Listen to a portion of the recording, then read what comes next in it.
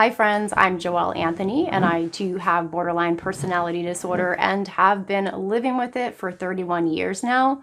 So along with my personal experience, learned knowledge, and unrelenting faith, I am here to help navigate you, encourage you, and inspire you to find your worth because victory is possible with BPD and I am here to help you.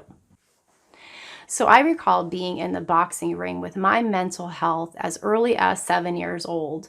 Beyond that, my mother, I'm fortunate to have my mom still around. She's 84 years old, but it's really cool to hear stories about myself from when I was a little girl. A lot of it I don't remember. According to her, I wouldn't say nightmare is the word she would use, but it's quite funny listening to her tell stories about myself, especially when she talks to my husband and my stepkids. They're like, they're just kind of like, really? She was like that. But nonetheless, my mom recalls me having my first ever temper tantrum at 2 years old. I believe we were on an airplane, and we were coming from Long Island, New York to Florida, I believe, to visit my grandparents. And at 2 years old, I screamed the whole flight through, which was about 2.5 hours, and I held my breath continuously. And they called them stewardess at the time, but the flight attendants didn't know what to do. I was just holding my breath and they were just all panicked. And that's what she says is the first ever temper tantrum that she's seen me partake in. Other than that, I think I remember when I was about probably 5 years old, I kind of remember I used to do this thing where I'd bang my head on the floor all the time when I would hear the word no, or I wasn't getting the attention that I thought I deserved. I would sometimes put the pillow on the ground and bang my head, but most times I just wanted to feel a little bit of pain. But really what I wanted is my mom or dad's attention to come over there and be like, "Are you okay?" And I just wanted attention. That I remember that I would do that for many, many years. I recall doing that until I discovered that why bang my head on the floor when I can just kind of like punch myself, strangle myself. I remember strangling myself a lot. It was really weird because I remember having the feeling where I didn't really want to feel the pain, but I did, and I was very scared to die. I remember always saying, okay, if I strangle myself, please God, don't let me die. I just want attention. I want someone to say, "Oh my gosh, stop what you're doing. Come over here. We love you so much." I think that's the feeling that I remember wanting. But I remember, punching my face was a big thing. It was always the right jaw, strangling myself, and then punching myself in the stomach, just doing a lot of that self-harm. I recall 5 years old banging the head, so 7 years old and on, I think to like 11 or 12, I did a lot of that. So a lot of that acting out. And I will say, let me inject in here some of my family dynamics. I come from I'm probably about 98%. I found out recently, my mom said we probably have some, I don't know, Irish in us, but I've always known that I'm 100% Italian. So I do come from a very dynamic Italian family where the women are more dominant in our family. And where there was a lot of strife in our household. There was a lot of emotional, I don't want to use the word abuse, but a lot of yelling and a lot of confusion. Somebody was mad at someone, so we're still going to talk to them. There was just a lot of stuff going on in my family from early on. And I think more than anything, I don't think I ever really received the care that I needed early on because there was just so much stress. And a lot of people were just so busy arguing and just being so combative in the family unit. So early on, I saw that and I just was always angry. I didn't understand why everybody was so mad at each other all the time. They'd be mad at each other, and then the next week they're talking to them again. I was just very confused with that. So I just wanted to let you know, those are some of my early on family dynamics. So with that said, I remember as I became a teenager, I look at pictures of myself when I was really young, and I recall I always love to smile, but I just recall, I don't know if you ever looked at a photo of yourself when you're really young, or you can actually recall the actual feeling that you had. I just was very confused, sad, didn't really know who I was, craving something. I felt like I was just in this never-ending boredom of black hole.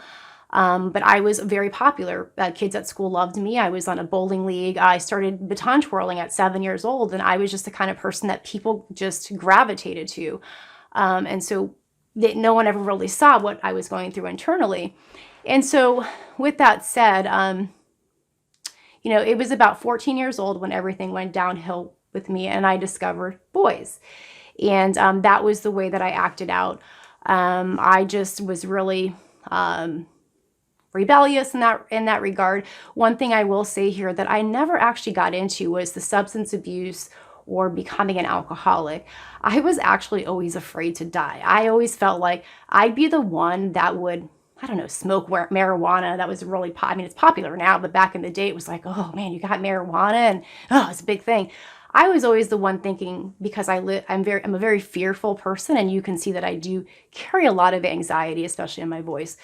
I was afraid that if I smoked marijuana, I was sure going to die, and I was just embarrassed to die that way. And so I never got into drugs or alcohol. And when I did get into alcohol, I drank a lot of wine coolers. I'm not sure if wine coolers are still around, but that was my go-to drink back then. So when I had troubles with boys, I would drink wine coolers if I found out they were talking to another girl, just for attention. I wanted to get like drunk, and so I could, be needed by them in some regard. But I'm so fortunate that God really looked out for me that I never got involved in that, because that's a big thing with borderline personality disorder. We typically have a background of substance abuse or becoming an alcoholic. For me, it was more of relational abuse, used a lot of people in a lot of different ways. So that's how that went on for me. So at 14 years old, I discovered I had some skills, and I used those skills with boys. So what happened here? So from 14 to 16, I just recall just being in my own little world, angry at my father, angry at my mom. I was just angry at everyone. So with that said, I had friendships with people I probably shouldn't have had friendships with, did all this sneaking out and did all this crazy stuff. And people were really confused, because on the outside, I appeared to be this happy-go-lucky person. But on the inside, I was just craving just mostly attention and just love and the care of whoever was around me. So hence becomes my first diagnosis at 16 years old. After a stint over a friend's house where it was just me and her. We were hanging out. Her parents were out of town, and we decided to play Atari Donkey Kong. I think that's what it was. And just get drunk on I think it was like they had I think it was like a 2-liter bottle of a wine cooler. We were just drinking all night, and we decided, hey, let's go swimming. And so we went in the backyard where the pool is, of course. And then I just skinned my knees up. I just looked like a mess. When my mom saw me the next day, she was like, what happened to you? But I didn't know that she already made an appointment for me to go see a psychologist. So we went that day when I was hungover and looked like I'd just been through war with myself, to the psychologist's office. And I remember sitting there, and I was just so angry, because I thought that there was something so wrong with me, because regardless of what happened, I always had this feeling I just didn't want to be in trouble, but yet I wanted to cause trouble. I had a lot of Jekyll and Hyde going on all the time. And so with that appointment, that's when I received my first diagnosis of ADHD. She's hyperactive, she's acting out, here's this medicine that we can put her on to just calm her down. And luckily, I was fortunate. My mom was not a big proponent of medication. She's like, no, I'll just slap her around a little bit. And, and that's where poor parenting kicks in, but I'm not going to get into that right now. So luckily, my mom didn't want to put me on the medication. And so I just had this first diagnosis of ADHD and went ahead and lived my life. Still acting out, different things here and there. Academically, I was just a mess. I was flunking school because I was just bored all the time. I wanted to go hang out with my friends and boys. And so from 14 to 15, 16, 17, and 18, and so forth, it was just a mess for me. And I did meet my biological son's father at about 20 years old. And so with that relationship, remember what I said, a lot of our BPD symptoms don't come out early on. I dated him completely for 15 years. But in the first couple of years, of course, it was like lovey-dovey, or first, actually maybe a year, it was like that. And he started to see things that were like, why are you getting out of control? Why are you so angry? Why are you intense? Why are you so jealous? Why are you so bitter? What's your problem? 5 minutes ago, you were okay. And he had a hard time navigating my behavior. When I moved in with him, it actually got really bad. I was just acting out and just angry all the time, and he didn't really know how to deal with it. So that's when I decided to go to my second, I didn't go to a psychologist, I went to a therapist, because I was just at my wits, like, what do I do? What's going on with me? And I went to the psychologist, and she told me that she diagnosed me with bipolar. And so I remember leaving the appointment and calling my then boyfriend and just crying because I felt like, what is this bipolar? I was so scared. I was sure I was going to die. Just crying to him. And he was like, don't worry about it. It's going to be okay. At least you know what's going on with you then. And so, of course, I obsessively research everything bipolar. And I don't know, let's see, I'm 47 now, and that was like probably when I was about 25. So it's come a long way from then. And so then I, lived my life and decided to see a psychiatrist to maybe get some medication to help me with this bipolar. And I was on several medications, and it took a long time to regulate me. But what was happening was I wasn't seeing any improvement with myself. My relationship with my back then boyfriend was still strained. I was angry and hateful towards my parents, and just everything was just getting under my skin. And I lost so many friendships. I was jealous. I didn't understand what was going on with me. And I had this bipolar, and I'm on this medication. So I just assumed I'm going to be okay. I've got this magic medication now. But the truth of the matter is I wasn't. And I was going to counseling, trying to express to the therapist what was going on. And they just gave me coping mechanisms. And basically that's the bottom line with me, is I never learned how to cope with my emotions. And that's part of borderline. We never learned how to regulate our emotions from our primary caregivers early on. Remember what I said, there was a lot of strife going on in my family. So I was just living with this bipolar diagnosis for probably about 9 or 10 years. And then it was in my 30s where I'm like, I have to figure out what's going on. I've got to go back to a doctor. I started to go to support groups for bipolar. And I remember sitting there and thinking, I don't feel like these people feel. I just want to punch people in the face all the time. And then I want to hug them the next minute. I want to strangle myself, but then I want to hug myself. I didn't feel like I fit into these support groups. And so what happened is I went to another therapist, and I think this was my third one now. And that's when I got the diagnosis of bipolar with manic depressiveness. I was like, oh, but I remember telling the therapist, I'm not depressed. And I guess because I slept in a couple of times, and the reason why I did is, I was depressed because my boyfriend decided to dump me or not be with me because I was acting crazy towards him. And so of course I'm going to be depressed. So then, my medication changed. So in all of this, everything was falling apart relationally for me. I always had a job. Even though I switched jobs every 2 years, but relationally, everything was falling apart. I didn't have good friends, because the good friends that I did have, to be honest with you, I would steal their boyfriends or be jealous towards them. And it's embarrassing to even admit this, but I don't know. There was always something about me where I wanted to have one up on someone. And again, I was just seeking attention by any means I could. So, and I craved to be someone's best friend deeply. And it was just so sad to me because I couldn't sustain a long-lasting friendship. And that was really hard for me because I really wanted that.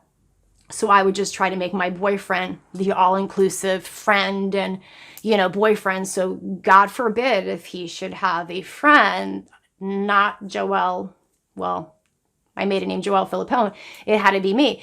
If he had anybody else, God forbid. Anyways, so what had happened is at 30 years old, so now here I am with this bipolar with manic depressive disorder. And so I lived my life, and me and my son's father break up. We were broken up for 2 years, and I was living in a bubble.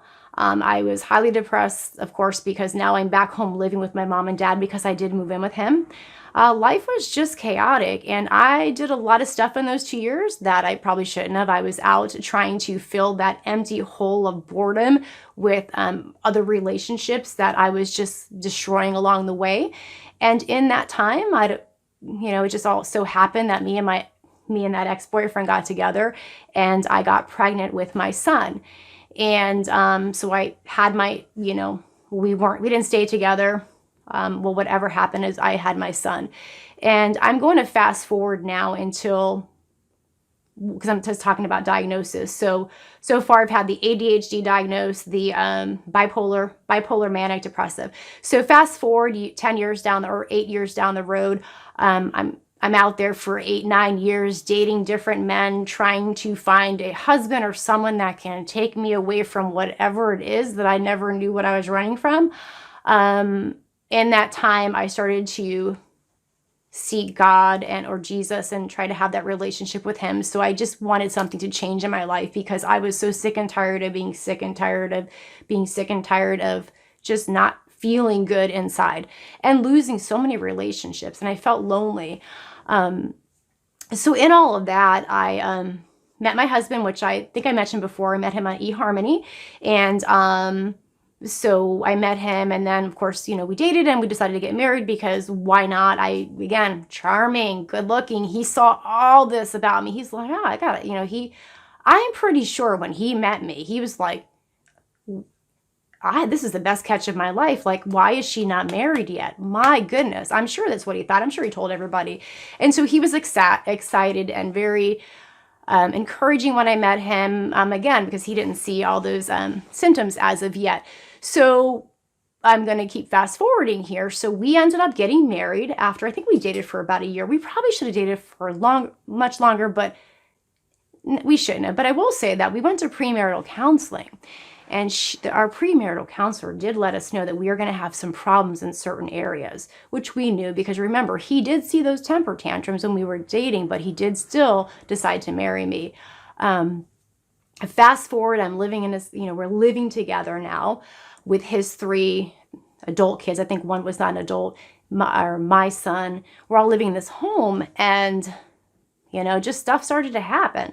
My behavior just started getting worse and worse. I was having more temper tantrums because I wanted to be included in everything and felt like no one else should be included because the world revolves around me. It always has. I've been the Italian princess. Are you kidding me? Why is everybody around? Why can't it just be me and you and my son? So just it was a mess for me, and it was so hard because I loved my husband. I loved his kids, but I just had this side of me that I didn't know. I feel, again, Jekyll and Hyde, I felt like I wasn't real. Like, what's wrong with me? Why do I have these intense feelings? And then 5 minutes later, I love the person to pieces. So what had happened with that, I will say here, I'll cut it short by saying, I was asked to leave the house where I was living with my husband 3 times.